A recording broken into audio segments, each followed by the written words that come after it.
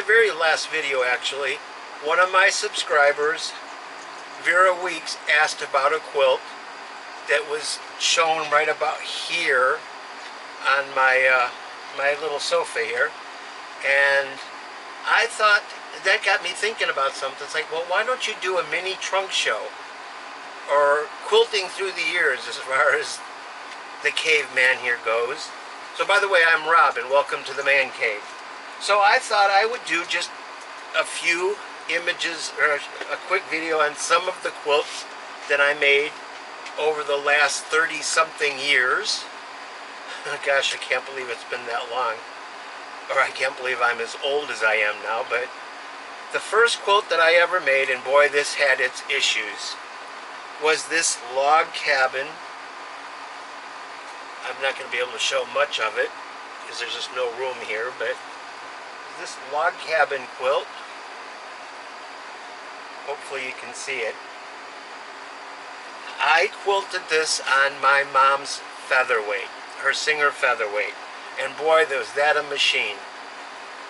I'm looking at this now and it's like the binding's not filled. I could actually flip it over and tack it down if I so desired. But what I made this, I think I was in my late 20s or early 30s, back when I lived up in Illinois, and I absolutely back then loved these colors. And I see my tastes have changed throughout the years a little bit, but I was most proud.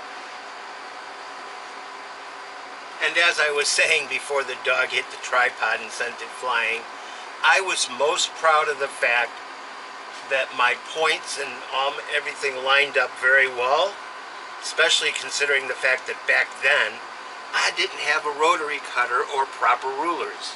I used scissors and a yardstick to cut my fabric. So that was my very first quilt. The back is just a little pink floral, mini floral.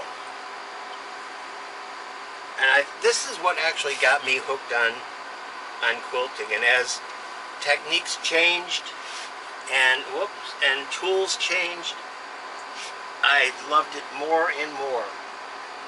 So again, I was probably 28, 29, 30, somewhere in that area when I made this first quilt. Now, as I said, I made it. There's not a lot of quilting on here. I'll say that. I just did a few lines here and there. It's very sparsely quilted. But I look at it now, it's like, well, you didn't do a horrible job, but you didn't do a wonderful job either. The colors are nice still. I like the colors. Not my most favorite. I wound up using this after the fact as a table topper. So, alright. So, moving on. Now these quilts that I'm showing are just a small handful of quilts that I have left in my own collection. Most everything I make or have made in the years gone by have been gift quilts. So, moving on comes this one. Now, I am most proud of this one.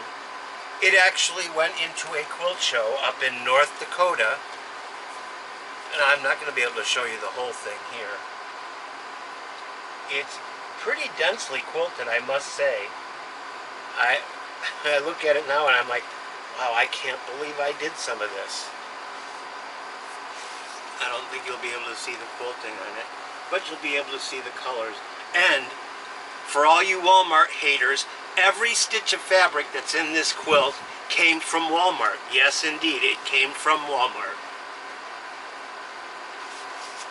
So anyways, I do have a label on this and I can tell you when it was made. Let's see, the name that I named this quilt was Where All Paths Lead. And it goes on to say, an original design by me, and this was completed in July of 2008. And as I mentioned, this went up into a show in North Dakota. I think it was the end of 2008, and it won 3rd place in its division. I was totally amazed. I mean, granted, there was only 7 entries in that category, but still, it still beat out 4 others. So, and this also hung in the Jacksonville Quilt Fest. Oh, I forgot what year that would have been. Oh gosh, maybe 9 years ago at this point. Then came this one. This was purely off the cuff. I didn't really plan it. It just developed. Is this one here? I don't know how much of it you can see. And this one is very densely quilted too. I didn't do half bad on that, actually. And the name of this quilt, let me flip it around here so I can get the label.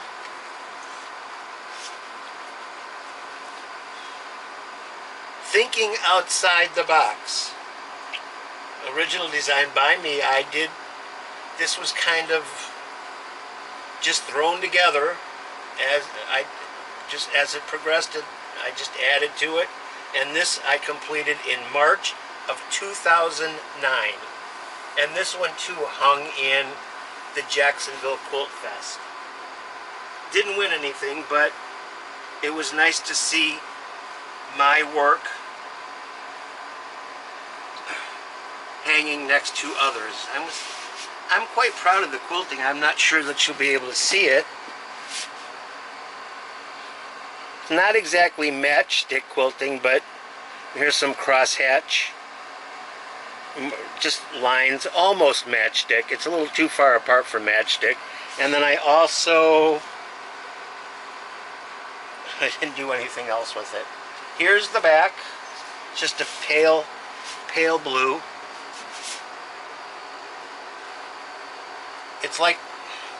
It's almost like a batik, but it's not. Very pretty though. I did like this quilt. Not really big. It was more like a wall hanging. But here it is, Thinking Outside the Box. Now moving on, I think I may have shown this quilt already in a previous video. This quilt I made for me, because I just absolutely loved the fabric. Let's see here.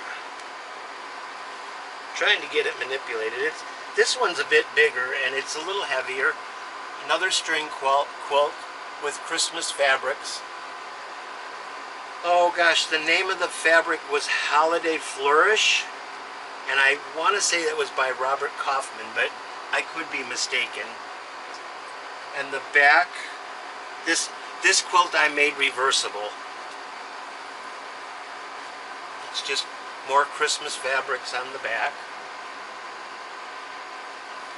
And I did use gold metallic thread for the quilting on this, because there's so much gold in the fabric. The fabric does have a lot of gold metallic in it. So there's that. I love this quilt. So that was that. Now, Vera, you asked about the black, white, and purple quilt. Well, here it is. Again, it was just basically strip blocks. It's just this was meant for a wall hanging. It was for a challenge in my guild called the Black, White, and Wow Challenge. And that was, the stipulations for that was it had to be of a certain size or smaller, and I don't remember what the dimensions were at this point. I think they had to be less than 40 inches on each side, but more than 24. That much I remember. And we had to use black, white, and one other color of our choice. So I selected purple, and I thought it turned out pretty good. The cool thing about this, and you're not going to be able to see it on camera, is this white fabric has little glitter specks in it. And I named this quilt slippery slopes because of that white fabric. It looked like, it reminded me of ice. And here's my label. And yes, I had a little oopsie. I cut the fabric. So I used my label to hide the little cut there. Yeah. So that, like I said, this is just a sample. I have other quilts that are what we would call whips, and someday I will get those finished. I have one that I'm really proud of. It's blue and white, and it's big. It's like a king-size quilt, and I'm going to have to send that bad boy out to get professionally quilted, or quilting by credit card. It's just too hunkin' big for me to try to do on any of my machines. But that was an original design too. I don't have it handy right now. It's tucked away underneath my bed where it's safe. But one day I will finish that. So I'm trying to think of what else is new and exciting in the cave here. Not much since my last video. I was asked by a neighbor of mine who knows that I sew, and she sews as well. She asked me what I thought of my new Brother SE 630 sewing machine. And I said, I don't like it. I love it. Oh, hello, Journey. This little machine is just absolutely amazing. I'm learning more and more about it each and every time I use it. Hello, Journey. You're being a pain. You're being a pain, little boy. Yes, you are. I'm trying to make a video here, so just leave me alone for a few, okay? Thank you. Oh, I absolutely love this machine. Each and every time I use it, I learn something new and exciting about it. Heck, this thing even tells me when I have a low bobbin. I never expected that for a $400 machine. Hello, Bucky. Oh, everybody's wanting to come up and visit me now. Okay, Journey, enough with the doggy kisses, please. Hi, Bucky. Okay. Everybody get down now. I can't make a video with everybody jumping all over me. So yeah, this little brother, even if you don't use it for the embroidery capabilities and you just use it for a sewing machine, it is just absolutely amazing. I can't believe all the features that are on it for such an inexpensive machine. It sews like a dream. It goes through so many layers of fabric. I mean, on the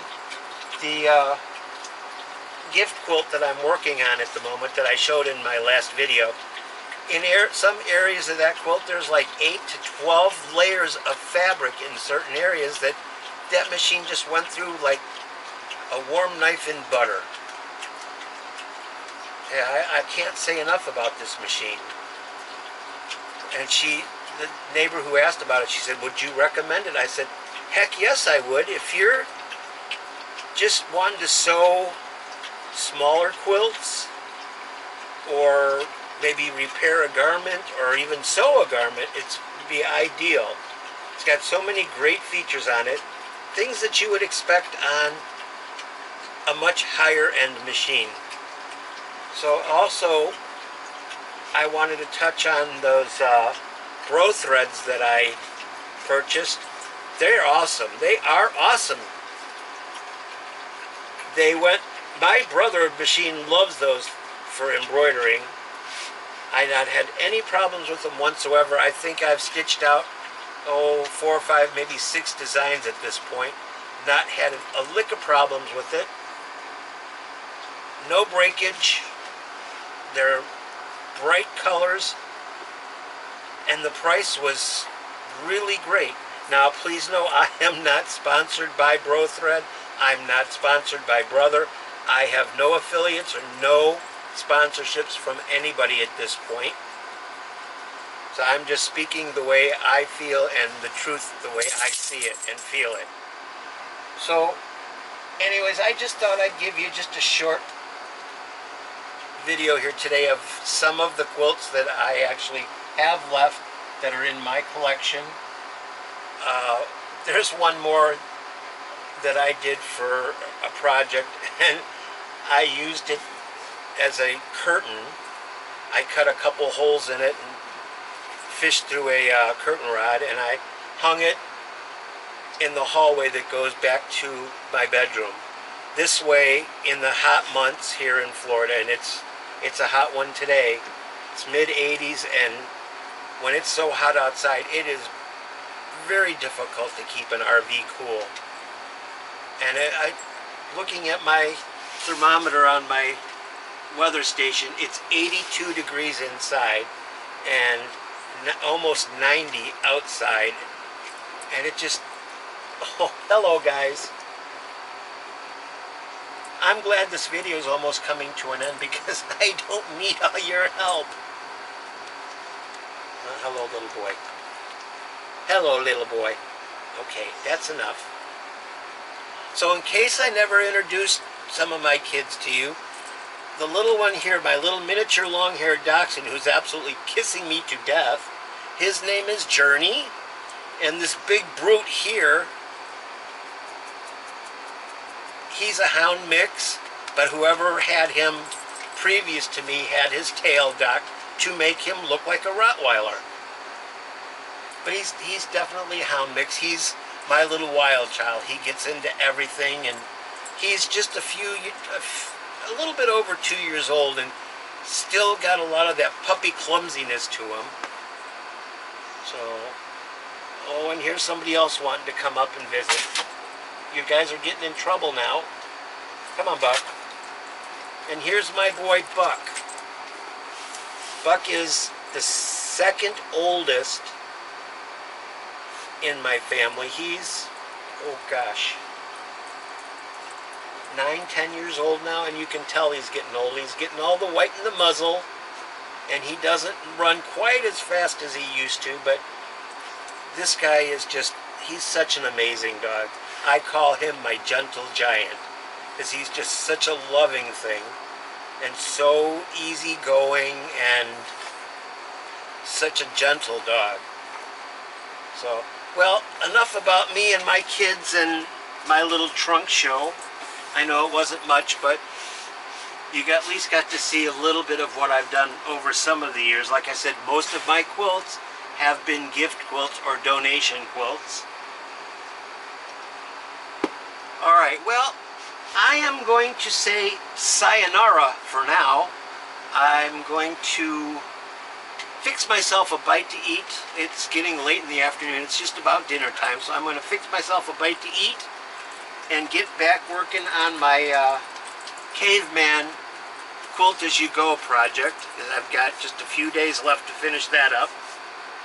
So you, and even you way over there, have a great day. Stay blessed, stay happy, stay creative, stay healthy. Ow, Buck, you're poking me in the back. And have just the best day ever. I'll see you again very soon. Bye-bye for now. I'm out of here.